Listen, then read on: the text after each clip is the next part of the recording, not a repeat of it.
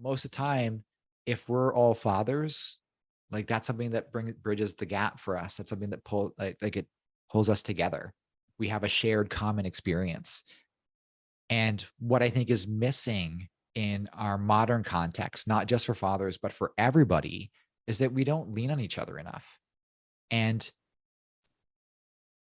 the other way to say that is that we're not open to be leaned on by other people enough. Yeah. So I want to have the Feel Good Fatherhood conversation to show other fathers they can have conversations about fatherhood. I want to have this conversation so that people that are interested in fathers and fatherhood can listen to see what other fathers are talking about and what their pressures are and what they're doing. And finally, I really just want to provide. I try and keep my personality the same and the questions the same, because if all you've got in your life is the capability of asking 5 different questions, with the right 5 questions, you can build a relationship with anybody. Welcome to the Be It Till You See It podcast, where we talk about taking messy action, knowing that perfect is boring. I'm Lesley Logan, Pilates instructor and fitness business coach. I've trained thousands of people around the world, and the number one thing I see stopping people from achieving anything is self-doubt. My friends, action brings clarity, and it's the antidote to fear. Each week, my guests will bring bold, executable, intrinsic, and targeted steps that you can use to put yourself first and be it till you see it. It's a practice, not a perfect. Let's get started. Hey. All right. I have an amazing episode for you. This is definitely, I'm just so excited. First of all, we have a surprise guest and a surprise. So we have the guest who's Jay Twining, and I'm so excited. He is one of our strategists that helps us work on our business. So we know him very well. We know how he is when it comes to like working on your business, growing, noodling, getting deep dive in there. And what I loved is learning so much about him and how he got to where he is. I hope that what you discover as you're learning from this is that we all have a journey, and too often, because of perfectionism, overachieverism, we discount ourselves from being qualified to do certain things. And because Jay did not, as you'll hear in the story, he actually put himself in spaces that really helped get him to exactly where he is today. And then also led him to the ability to do something that he dreamed about many years ago. So dreams take time. And this interview has a really lovely storyline for you to see not only yourself and the journey, but also for those of you who have men in your lives or a male listener to this. I think you'll really enjoy what he's working on right now. Have an amazing time listening to Jay Twining. Hello, Be It Babes. Okay, I'm so excited. We actually have a wonderful, amazing guest here. And also Brad heard who the wonderful, amazing guest is, and he changed his plans, y'all. He was going to go for an afternoon walk. I'm just going to say it. Like, I'm here today. I'm pretty sure that was a Be It action item he was going to take from someone else. It is. It was Diamond Well. Yeah. I was going to do my 30. Yeah. And he's doing the self-development part first. Let's just call it that. That's what we're doing. So the reason why Brad's here is because we have an amazing man who we've come to know for more than a year now, maybe longer. His name is Jay Twining, and he is actually, he's really close to us because he works with us on our business every single month. So yeah. Jay, will you tell everyone who you are and what you're rocking at right now? Absolutely. So I am a resident brand strategist with Brand Builders Group.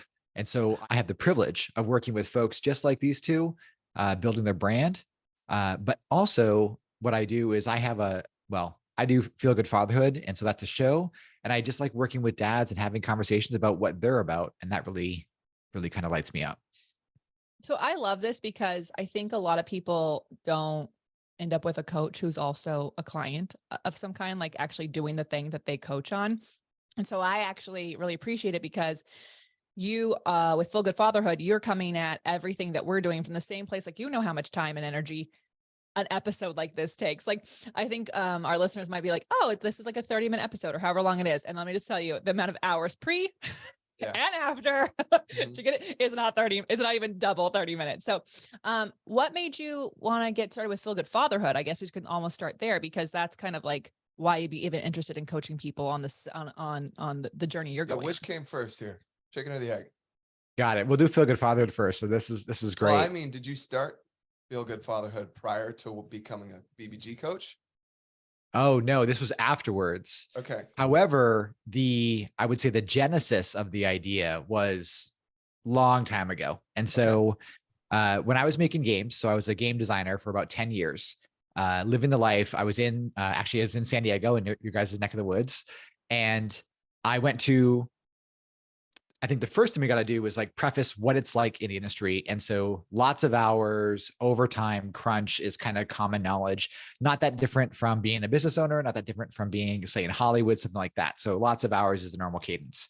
So I woke up one day and it was a normal day.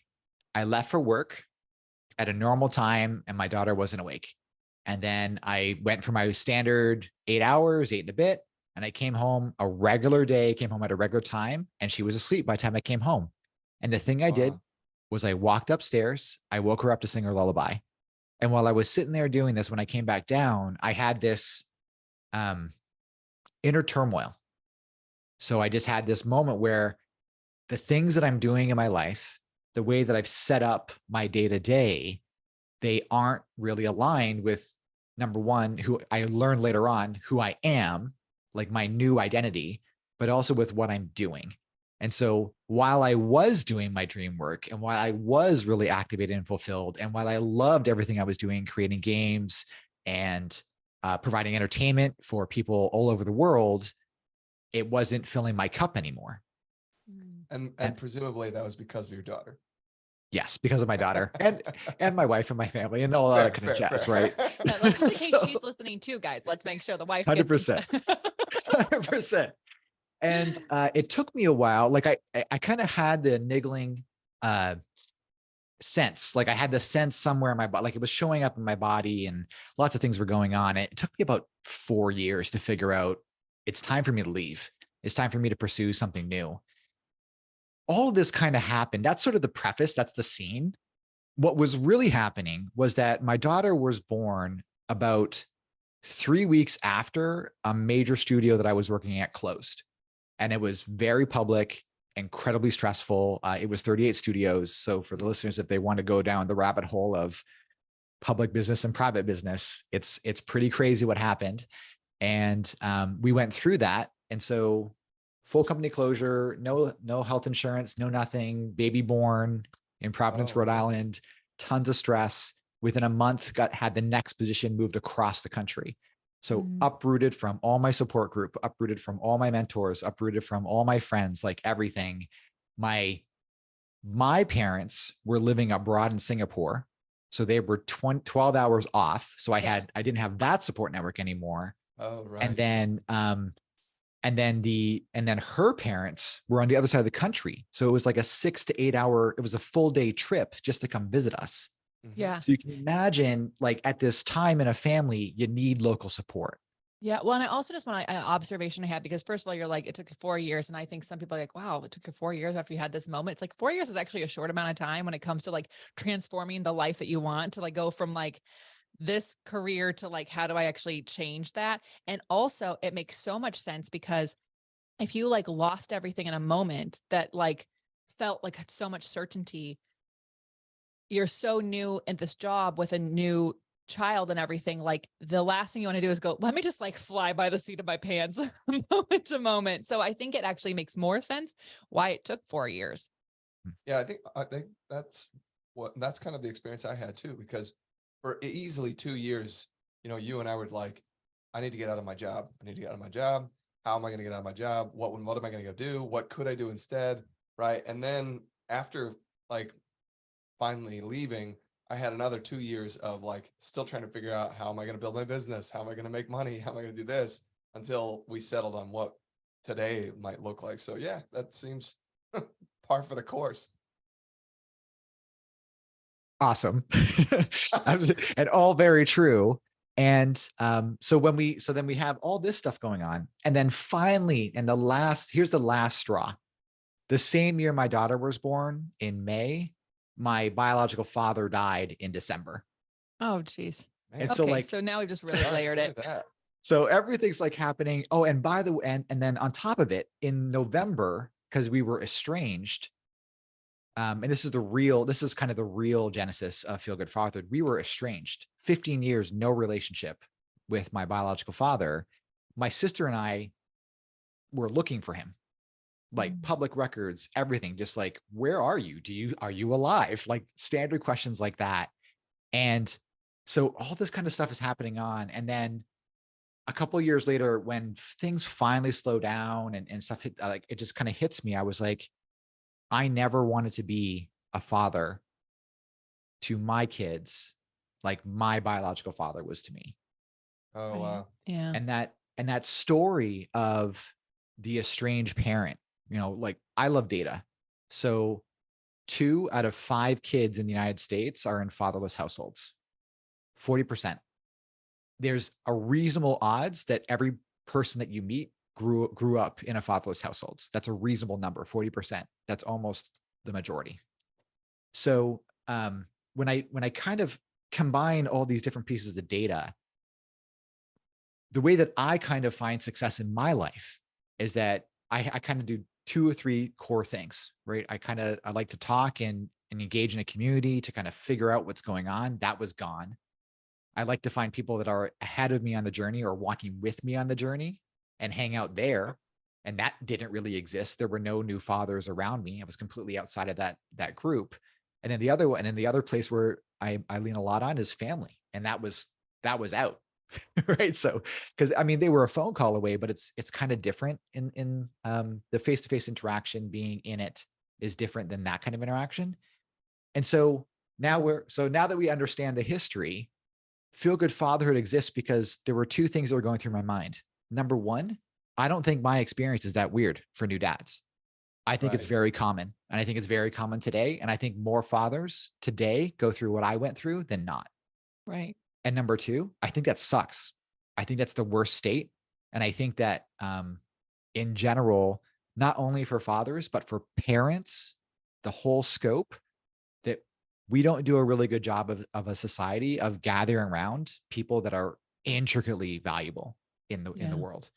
Like being good parents, just being present, just being a present parent, like not even the qualifier to being a good parent, because that in of itself is a journey. Just being in the room and Yeah. raising is that's already hard. You've added another career on top of everything else you're doing. Yeah. I think most of our listeners are, I would say, are a parent in some stage of that.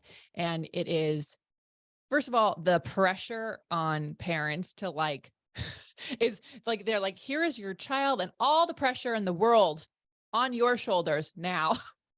And if you didn't have, and I would say, if you said 40% are fatherless homes, then I would say all those moms that they were, those 40%, they had moms who were like overworked, underpaid, under like prioritized in their life. So many people don't have an example, role model of anything that shows that like this can also be something I love. It could be something that could feel good to go with your title, but also like it's possible. And if you don't have a support system, which if you don't have a parent around, that's you're down one. So, oh, that's a lot. That's a lot to Also, articulate. I think you kind of slipped it in there, but you said this new career of being a parent, it is easily as comparable or even more so than a career move, like a job move. Yeah. And I think, when I think about and I explain it that way, I think about any sort of hard skill that you need. Like we're all kind of business owners here, right? So there are probably off the top of our heads, probably 25 different things that you need to basically master to have a successful business. It's the same number for raising kids. Like, so on top of everything else that's going on, we're just trying to figure out, let alone the physical care of a new baby. You're learning new interaction styles with your spouse. They have all the same fatigue and frustration you do. So like when you think about the powder keg of the house, it's like it's so easy. And this is why, For those not watching YouTube, that was the mind blown emoji. Yes. But also my brain went like, if these walls could talk, it's almost like there needs to be a show about house walls. It's like, oh, this we're going back now. They have a kid. So here, let's just watch this go. Let's see how this goes. I had this funny way back in the, Adult Swim, the cartoon. I had this weird idea when I was a kid of having a cartoon of a bunch of wheels talking about the conversations happening in the car. Yes. Like I can just think, oh, there they go again. Oh, Jerry's lost again, not asking for help. Here we go. Oh, Margaret's doing that. Like just this crazy stuff. And I think that would be really hilarious. So Oh my if gosh. you're, Also, like for the, it could be based in LA. It's like the same cars on the same freeway, the same wheels are seeing each other. Oh gosh. You almost hit hey me Bob, last time. how you doing? How you Yeah. doing? Oh, yep, I saw you yesterday. It's good. All right, Hey. let's move 10 feet. Okay. I digress. I So, love this. so Jay, it took you 4 years to like go from this inner turmoil to like making a shift. Was the shift like, did you go part-time? Did you just like leap and the net will appear? Like what was that next step that you could take after you had this feeling? Let's just kind of layer on stuff. So at Okay. this time, I was still trying to make the career work. And when I actually made the decision, I was living and working in Cambridge, Massachusetts, while my family was in Albany, New York.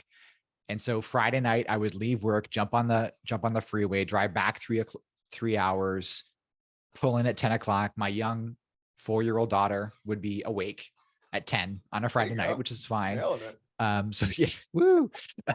So we'd have our little What's thing. rules? What is a bedtime anyways? Yes, exactly. And so we were just cramming in like 2 days because roughly right around Sunday, like I'd be driving back bawling. Like there were so many times I drove back along the freeway just crying because I'm like, what the hell am I doing with my life? Wow. And Mm. so all this stuff happened. And the real pivotal moment for me was when I finally decided that it was time to really make the switch. Because all this had been brewing to this point was Yeah. I misunderstood. I was having a discussion with my wife about coming and checking things out in Boston for moving there. And then she said, I don't even remember what she said, but what I heard was, I'm not moving to come to you, like in like a separation style. And so I had a Wow. mental break at work. I stopped moving for about 30 minutes because I couldn't process what was happening. Right. And then like a bunch of my coworkers came to me and they were like, are you okay? Do you need to go home? Like what's going on? And so I came out of it and I was like, and I, because I was relatively young, was younger than I am now. And, Fair. I kind of worked for a bit, but then I went home and just kind of processed everything. And I was like, this isn't it. Like, this isn't working. And what was happening was not going to be different from what my life would look like if I stayed in that career, if I stayed making games. Mhm. So this happened. And then, 6 to 9 months later, there was downsizing. So I was out of work anyways. But by that time happened, I was actively looking for the next position. I was Also, I actively, feel like mentally you must have been, not necessarily welcoming it, but ready to be making that change. And yeah. when that happened at the job, it was like kind of in lockstep with you. So it was kind of weird. I remember my boss, when we had the conversation, he was like, "Oh, you're handling this very well." Just being like, yeah. You're like, I've had one foot out the door most of the year. Yeah. Didn't tell you, Yeah. but Like, when I was asked to quit, I was like, oh, do you want me to? So would today be a good day? Like, cause I wouldn't want to fire you. And I'm like, well, if you fire, I'd be over today. So do you want me to quit today? Like, do you want a 2 weeks notice? And they're like, are you okay? I'm like, I guess I've been planning this a while.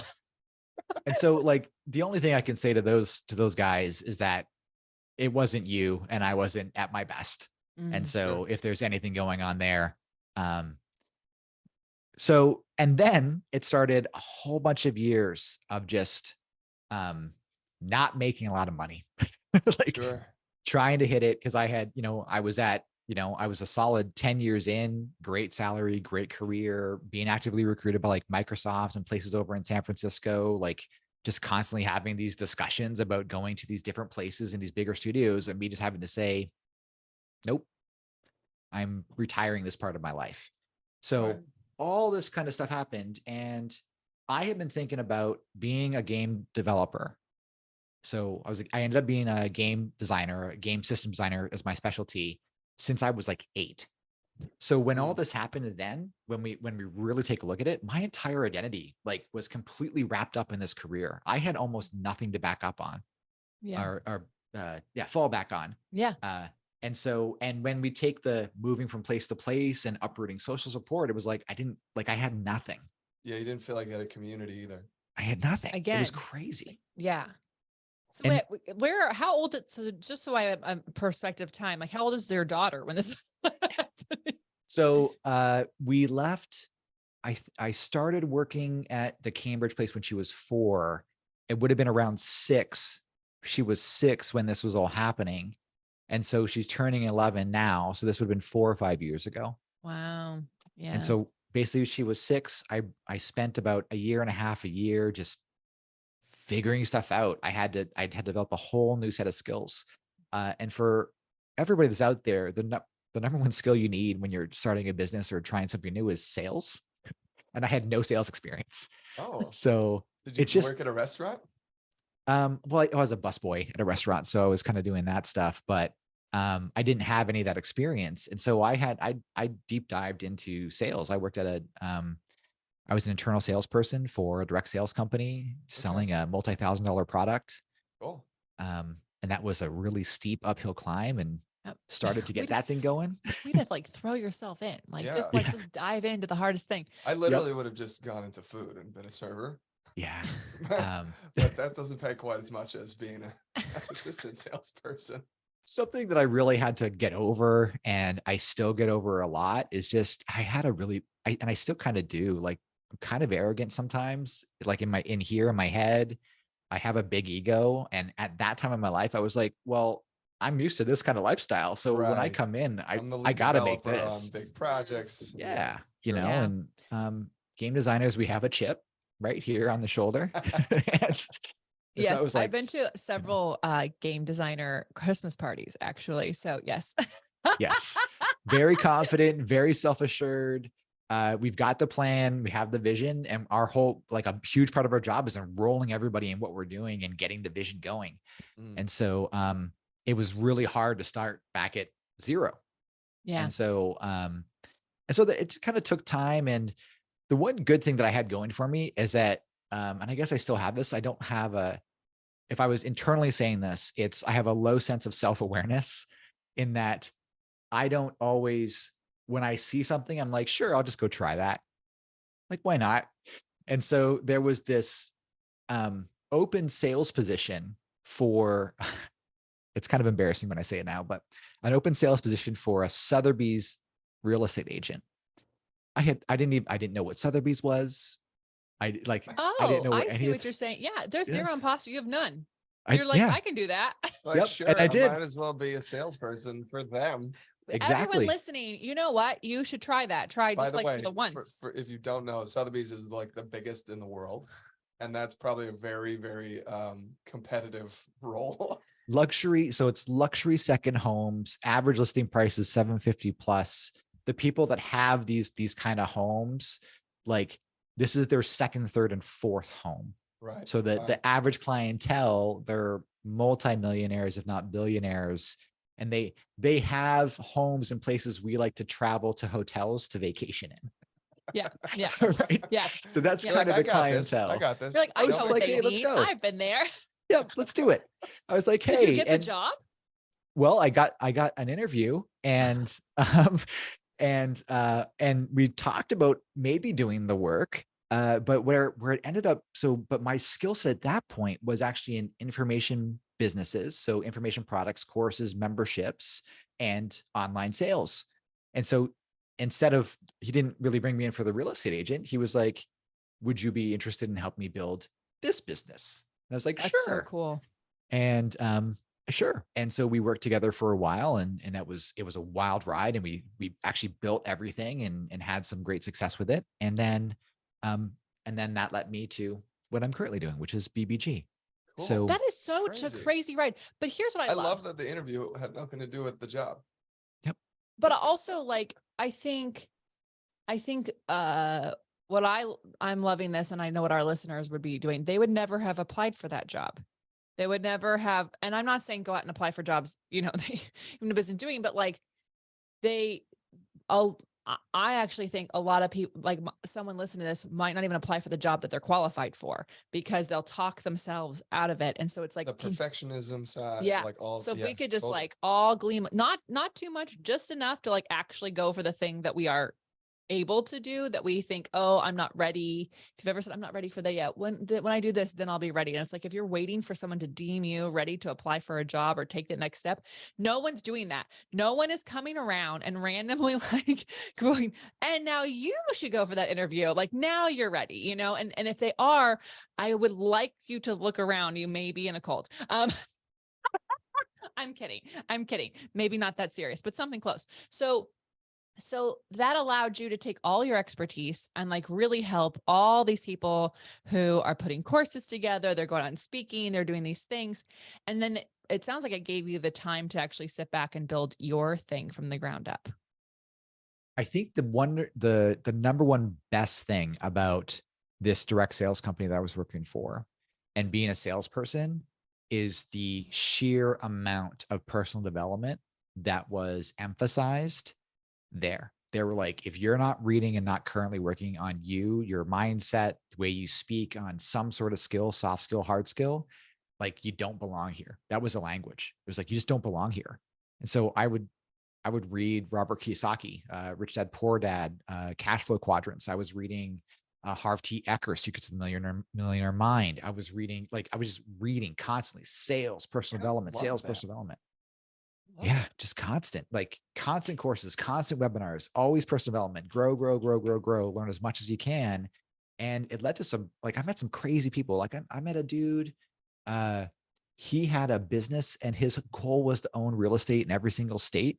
He was at 20 states by the time I spoke to him. And like by the time I stopped speaking to him, he was at 25. And that was within a couple of months. Like he just was hungry and going after it. And it really kind of let me know that the limit of what I could accomplish was based on the amount of work I was going to put in. And so, while yes, I didn't have any imposter syndrome, I didn't have any internal self-awareness about qualifying for a position, I knew I could work to make it happen. Mm-hmm. And so there was never in my mind oh, I don't have that line item, so I'm going to go do this other thing. Because so I was in video games for 10 years. When I got that position, I was a data analyst. I went to school for French language. So I know a little bit about French culture, France, French art, like fine art in France. And I took computer science as a minor because I had always kind of been making games in my off time. And that was one of the big pushes. But getting into the industry was, this is the common joke about job openings, right? So they'll list a bunch of like skills that you have and say like 10 years required for an entry-level position, right? So an entry-level position for a thing requires 10 years of experience in a bunch of doohickeys. And it's like, it's absurd. And I remember I looked at this entry-level position at Vicarious Visions, and it's really funny. I'll continue this one later on. But so I went there and I was like, oh, it requires like 1 to 3 years of game development experience. And then, but when I looked at all the rest of it, I was like, I have all the rest. And I sent a resume to it on a lark because it was a studio I hadn't really heard of.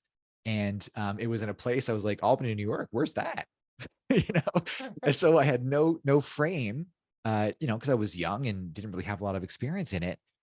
But when I had the phone screen, so I was in between. So this is crazy.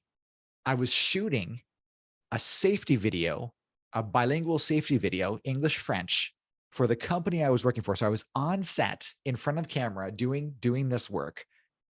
The hiring manager called me and I said, look, I'm back on set in like 25 minutes. And he's like, what? And I said, I didn't really know you were going to call. I appreciate it, but I've got about 20 minutes. What can we talk about? And so in that conversation, I said, yes, I had worked in building my own games. I had been playfully coding since I was about my daughter's age, so about 8. My first language was BASIC, and I made a little text adventure. And so I had been kind of doing this work. And then by the time I got there, you're actually overqualified for the job, really, is what we're finding out. Yeah. Okay. There's a little bit of that. And go ahead. I'm so sorry, but I just have to interrupt because it's like what I'm hearing you say is like where people are like going, I have to have, if they have this, I have to have these things. And you brought up like 10 years of this for an entry level job. It's like, well, how do you get the 10 years experience before. So I love that you're like, I have all the rest of this stuff, so I'm gonna go for it, because I think people, the perfectionists, be like, oh, I don't have those. Got to go take another training and come back later. Miss out on the opportunity to really like show, well, I have these other experiences that would help with this job. If I was thinking about life as a video game, most video games have some sort of technology limit to a level or a skill. So you have a skill in jumping, and the jumping is like 9 out of 100, but that's a artificial limit for the context of the game. In real life, there's no upper limit to a skill. To take that and so I had a really hard time understanding what I could do for whom, where, outside of my music skills.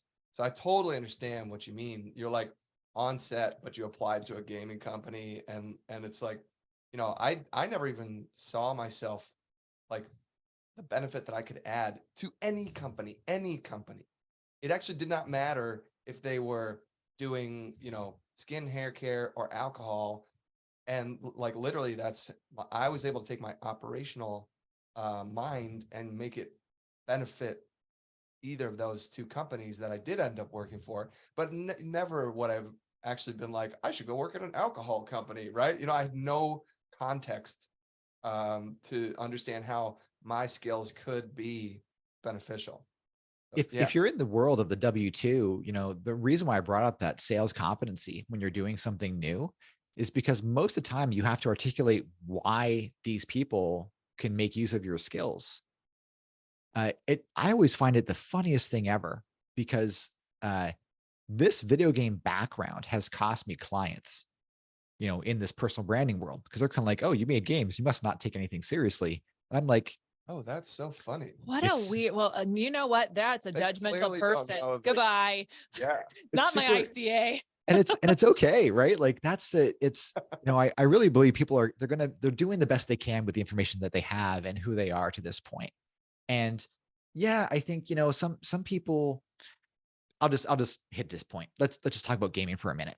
60% of the US population plays games. I play a Asking, game at least an hour a day, probably 2. if asking somebody if they play a game or if they're a gamer is equivalent to asking somebody if they watch movies. Right. Yeah. It's ubiquitous. Like, gaming is here to stay, and it's a part of our life. You may or may not choose to do something with it, but everybody plays. And, I think that when we're really thinking about what would be the core competencies of like why I've been able to do the things that I've been doing, is because something that human beings are innately good at is discovery and learning. We are learning machines. We learn like the moment Puzzles, we're out man. of the womb. We learn everything. Everything you do, everything you experience, you reflect, you think on, and you can either apply that knowledge or not. That's the difference between like wisdom versus experience, right? So wisdom being you can learn from other people's experience being you have to personally do it. And hopefully in your life, you don't have to go through the hard path every single time. Hopefully at some point you can learn from other people's experience. And that sales position and all that personal development was when I really started to unlock that, because to that point, before that position, I had been trying to do so much on my own and figuring everything out the hard way. Man. Yeah. That's like, and also I feel like, I bet that's when personally that chip that was on your shoulder, you were starting to let that go, because that gotta figure it out myself hard way. That's a lot of ego, right? And we end up trapping ourselves in the I gotta do it the hard way, because we're not open to other people's wisdom. So there was certainly that. We called it in the industry, we called it the not invented here syndrome. Not invented here. Not invented here. Like, let's reinvent the wheel. Maybe. Like, or we can save time by learning from something else or some other system or getting the research. But so then, and again, like, so I was having these lessons, and then, so fatherhood, right? I was like, oh, well, why can't I learn from other fathers? And so right around also all this time, so like I'm figuring out career stuff. And what I'm just kind of noticing as well, like as I'm reading and finding things, is that there aren't really many places for fathers. Because at that time, so 4 or 5 years ago, we started to see the boss mama and the crush it. I think the big thing was like the helicopter parent. There was the super mom on the cover of Time. Yep. There was all this other kind of Now stuff. there's And the like, bulldozer parent, but none of these are any parent anybody actually wants to be. Like nobody, like, right. can you imagine like actually being super mom? Like that sounds like a lot of work. Sounds like a lot of running and Tremendous. speeding and changing of clothes and handling and controlling everything, as opposed to like, because like a superhero is alone. It's not like Avengers moms, you know? So anyways, this is what I'm thinking about. And then the It's a helicopter great parent sounds analogy. exhausting. One of my, you said something that I think is really important and critical to why Feel Good Fatherhood exists. It's that I learned from a game developer that I really, really loved on when he was talking about and working on Star Wars: The Old Republic. It's one of the only Star Wars MMOs that's out there. And he said, it's totally fine for you to be alone. We love Batmans. We love the lone people. It's not okay for you to feel lonely. Mm, So Feel Good Fatherhood exists because it's totally fine for you as a parent or a father to be alone. It is not okay for you to be lonely. yeah. So those conversations, part of it is, and I really believe this today, about leading from the front. And so I don't have that self-awareness or anything like that going on. So I'm like, let's just talk about fatherhood. Like, I don't have this whole like, sometimes I have like star power where like, oh, like I really want to do something good. I want to have a really great interview with a person. But most of the time, if we're all fathers, like that's something that bridges the gap for us. That's something that it pulls us together. We have a shared common experience. And what I think is missing in our modern context, not just for fathers, but for everybody, is that we don't lean on each other enough. And the other way to say that is that we're not open to be leaned on by other people enough. Yeah. So I want to have the Feel Good Fatherhood conversation to show other fathers they can have conversations about fatherhood. I want to have this conversation so that people that are interested in fathers and fatherhood can listen to see what other fathers are talking about and what their pressures are and what they're doing. And finally, um, I really just want to provide. I try and keep my personality the same and the questions the same, because if all you've got in your life is the capability of asking 5 different questions, with the right 5 questions, you can build a relationship with anybody. Why not? So So you're making me think of a recent guest we had, the Fitmess guys. They also brought in Star Wars as an example. So we'll have to connect you guys for sure. They're very similar. It's like when like it makes me think of like for moms, we have done so much to support them. We need to do more. So please don't throw anything at me, ladies. I get it. We got to do more. But there's a lot of like text chains, groups, like a mom can literally like text 500 people and go, what's this?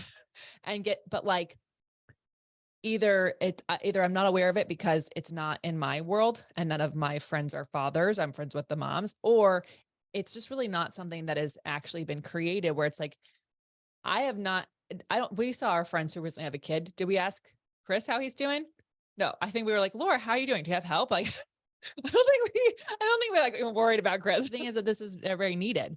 Yeah, it's like a societal assumption. it's it's so funny because the pressures on men today are what are some of the pressures? The stoic man is not appreciated. So and what does the stoic man mean? And where do we see that? We see the stoic man in TV shows or movies. These are our heroes. So these are the people that accept these are the men that accept what's happening and just keep going. That's the hero idea. Like, oh, that kind of happened. All right, let's missions ahead. Like, keep going, right?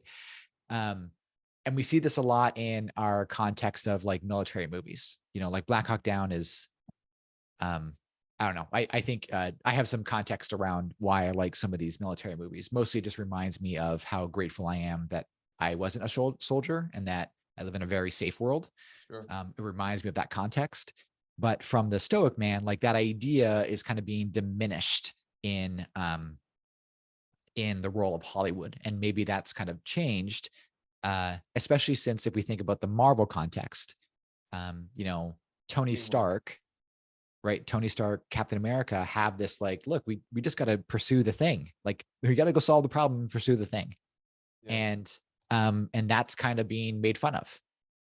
But what's really crazy about this in the cultural context is that, ladies, if you'll allow me this, tell me the last time you wanted your man to freak out when something happens, to have an over exuberance of emotion when things happen constantly. That emotional self-control is something that is attractive in us and something that's expected of us as men and fathers in particular. So, and that doesn't mean 100%. And it's not saying turn off the emotion. In fact, part of Feel Good Fatherhood is really being in touch with what's happening on the inside, knowing that you have an emotion and knowing how to handle that. But the other side as well is kind of knowing and learning in a social context, when is it appropriate for me to face and open up and share my vulnerability? And then when is it not appropriate? Let's suppose that you're on the side of the road, right? And your tires are blown out. Like, who's going to pull over if the dude is in an angry fit? Right. Like, let's suppose he's in an angry fit because he's mad because the tires blew up. Nobody's going to pull over. Yeah, and he's like kicking the side of the tires on Kicking the side of the tire, freeway, like bam, bam. having a craziness. Like, whoa. Even then, the cops that show up, the police officers that show up that are trying to help, they're going to be like, dude, calm down. Right. And then he's going to end up becoming a threat. Yeah. So in the conversation of our lives, and why am I focusing on anger? Because anger for men is a fuel source, and it is one of our default emotions. It's one of our few accepted emotions. Okay. We're on a crazy track, but what's really important is that for men, that we understand how to communicate what's going on inside, and that we're also in tune with what's happening inside. So please take nothing of what I said as the emotions don't happen. I have crazy emotions constantly in my life. Like it just kind of happens, but it's not always appropriate for me to express them super exuberantly. Like, number one, I'm not an actor, so I don't get paid to do that. Right. There's that piece. But number two, it's not always meaningful. Like it's not always going to meaningfully add to the situation, and it's not expected subconsciously of me. And then finally, dude, I'm pretty sure that my computer fixes itself every time I yell at it. So, I don't actually know what you're talking about. There's a reason why we have separate offices, everyone. There's a reason. It just magically works. I think the other side of it too comes from in a lot of, so in video games, I was in kind of a male dominated world, and there's a certain context where it's allowed and not, that doesn't translate everywhere. So Simon Sinek loves telling the story about how he was I think he was in Afghanistan. He was on base, and he was really surprised that the soldiers were allowed and given space when they had an emotional situation. So when we're talking about stoic guy, we're on mission, we have to kind of do the thing. We have those people in real life, right? Yeah. There are police officers, firemen, firewomen, police women, et cetera, all the way up to frontline hospital workers, right? Mm-hmm. In that context, what I learned from Simon Sinek was that he was walking into base from a mission, and a soldier just broke down. Yeah. And he was allowed the space to experience the emotion. That's amazing, actually. So let's suppose that you're a young boy in elementary school and you have an emotional outburst. What's the first thing the teacher does? They'll probably yell at you. Yell at you, discipline you, stop it, be quiet and sit down. Yeah. Okay. So that's that piece. All right. So now we're in a professional context. Has anybody or any of the listeners, you ever had a angry boss or a sad boss? I didn't know. I've always had, like, they were lovely people, or they were horrible people that you did not want to have your emotions around. I did. Right. So, and this is just this world, right? This is just this world where when kind of like when guys are evaluating other guys, depending on your emotional maturity, that's the key point here. As an individual, depending on your emotional maturity, your in tuneness with your own emotions, and your ability to perceive and react, or have empathy is the other word, have empathy for other people, that's going to determine how well you are willing to accept an emotional outburst. Mm. So That's- let's bring it back, right? Let's bring it back into fatherhood. So I had to learn this because what I know is that most young fathers haven't figured out anger yet. There's a lot of Oh my anecdotal gosh. I mean, I couldn't stories. even imagine being in my early 20s. Like I don't know. It took me multiple relationships to identify that anger was actually a big problem in my, you know, Yeah. in me. I think, and like, gosh, we'll have to just have this conversation. We'll have to bring in more people on this whole thing, because what I'm also like, of course I'm expert, like from my own experience, I actually think that like for women, you're not allowed to have emotions at work, right? For men, you're not allowed to have emotions outside of where you should have any emotions. So in fact, in society, we're actually not teaching anyone how to go have an emotional moment. Yeah. Until it sounds like they're in the military and I they know. just fought a bunch of people. So it just sounds like we're waiting until it's so fucking extreme that we have to have a moment. So, oh my gosh, I think it's really amazing what you're doing, and we'll have to talk more, but obviously people can work with you on this, especially our listeners. You all have men in your life that this may absolutely apply. So we're going to take a quick break, and we're going to find out where people can work with Feel Good Fatherhood. All right, Jay, where can people find you, follow you, work with you? Got it. My channel's on YouTube right now. So it's youtube.com/@ Feel Good Fatherhood. And there'll be a bunch of, you'll know it's the channel because there's a nice blue brick background. In addition to really liking French fine art, I am a sucker for turn of the century jazz and Humphrey Bogart movies, Casablanca. I used to do Lindy Hop and Balboa, so swing dancing. That's how I met my wife. And so I've got this whole jazz and music background. I know, Brad, you and I are going to talk about this at some point. I So love that's it. the channel. That's the easiest way. And then if you want to engage in a conversation with me, the next best place is LinkedIn. Shoot me a DM, let me know how you found me. And I'd love to just talk with you and see if there's any way I can support you, or maybe the other way around. Who knows? Plus you've got your pod, right? Yeah, that's where the pod is. Feel Good Fatherhood right there at YouTube. Got it. That's where you can find that. That will be out soon. Maybe by the airing of this episode. I have some SEO work to make it on all other podcast platforms.